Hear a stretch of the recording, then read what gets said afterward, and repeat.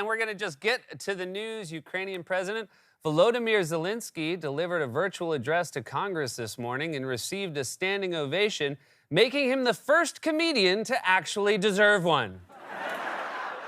Zelensky also called on President Biden to be the leader of the world and said being the leader of the world means being the leader of peace, whereas being the leader of the world during the Trump years meant being Angela Merkel. Second gentleman Doug Emhoff tested positive yesterday for COVID-19. You guessed it, Phish concert.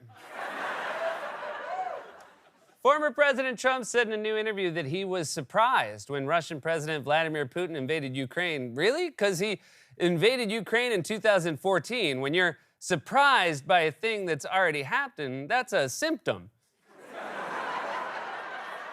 Well, you finally came to see your old grandpa. I was here yesterday. You're as rude as the fella from yesterday. Ohio Governor Mike DeWine signed a bill into law this week that allows gun owners to carry concealed weapons without a special permit. Well, what could possibly go off?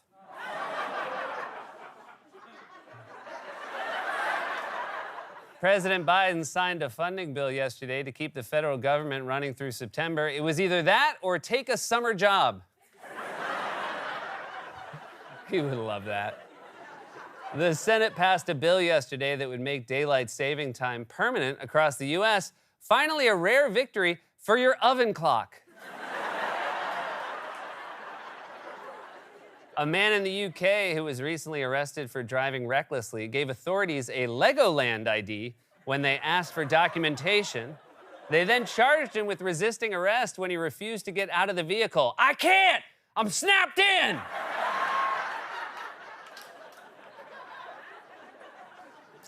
Senate Majority Leader Chuck Schumer and West Virginia Senator Joe Manchin reportedly had a secret dinner last month at an Italian restaurant on Capitol Hill to help repair their strained relationship, and I think it might be working.